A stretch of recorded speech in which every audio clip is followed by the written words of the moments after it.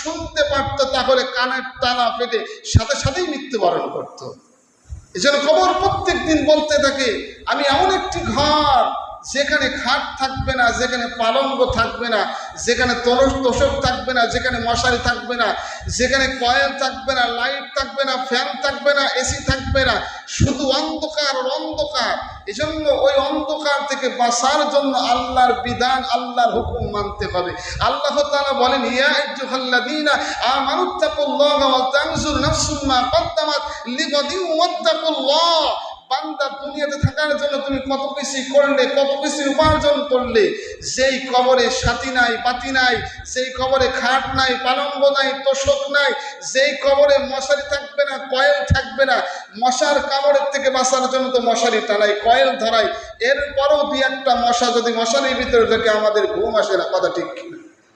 কবর প্রত্যেক দিন বলে, কবর প্রত্যেক দিন আমাদেরকে ডাকে, বান্দা কোন আশায়, কোন নিশায় তুমি আল্লাহকে ভুলে গিয়েছো, কোন ভরসায় তুমি আল্লাহকে ভুলে গিয়ে দুনিয়ার মোহে পড়ে গিয়েছো। আমাল হায়াতুদ দুনিয়া ইল্লা মাতাউল গুরুর। এই দুনিয়ার সব কিছুই ছলনা হয়, সব কিছুই ধোঁকা। আজকে দেখেন, ওই যে কিছুদিন আগে একটা বাবা মেয়েকে বাঁচানোর জন্য 20 থেকে 25 লাখ টাকা খরচ করেছে, এরপরও সন্তানটাকে বাঁচাইতে পারে নাই। ডাক্তারকে বলেছে, আমার সন্তানটাকে বাঁচাইতে হবে, যত অর্থ লাগুক, যত সম্পদ লাগুক, যত কিছুই লাগুক, সব কিছু আল্লাহ আমাকে দিয়েছে, শুধু আমার মেয়েটাকে তোমাকে বাঁচাতে হবে। ডাক্তার বলে দিয়েছে, যত কিছুই খরচ করেন, যত কিছুই করেন, আপনার মেয়েকে আর বাঁচানো যাবে না।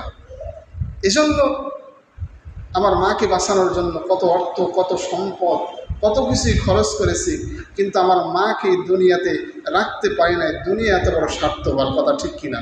বাবাকে বাঁচানোর জন্য কত অর্থ, কত সম্পদ, কত জায়গায় দৌড়দৌড়ি করেছি, কত পেরেশানির ভিতরে ঘুরেছি, কিন্তু আমার বাবাকেও রাখতে পারি নাই দুনিয়াতে। দুনিয়া এত বড় স্বার্থপর।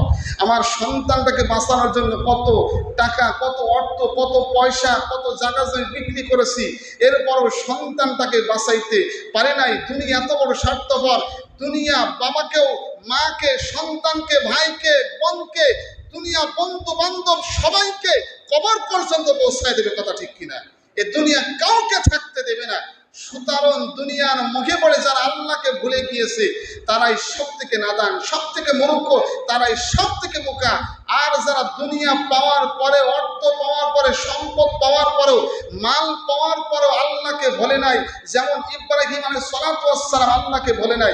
ইব্রাহিম আলাইহিস সালাতু ওয়াস সালামের বাড়ির সম্মুখে একজন মুসাফির, একজন ফকির, একজন অসহায় মানুষ এসে আল্লাহর নাম জপতে লাগলো। যেই নামটা আমরা তারাবির 4 রাকাত নামাজ পড়ার পরে বলি, সুবহানা জিল মুলকি ওয়াল মালাকুতি, সুবহানা জিল ইজ্জতি ওয়াল হাইবাতি ওয়াল কুদরতি। এই নামগুলো যখন ইব্রাহিম আলাইহিস সালাতু ওয়াস সালামের বাড়ির সম্মুখে উচ্চারণ করলো, ইব্রাহিম আলাইহিস সালাতু ওয়াস সালাম ঘরে থাকতে পারলো না, ঘর থেকে বাইরে বলতে লাগলো, ভাই তুমি কোন নামগুলো উচ্চারণ করেছো, ওই নামগুলো আবার একটু জপো, ওই নামগুলো আরেকবার বলো, আমার শুনতে মজা লাগে। ওই মুসাফির, অসহায় দরিদ্র মানুষ বলে, না আমি আর বলতে পারবো না।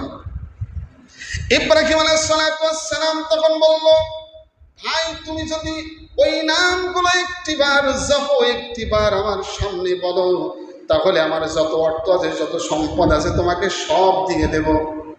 ওই মুসাফির, অসহায় দরিদ্র মানুষ বলল, না না না, বলতে পারবো না।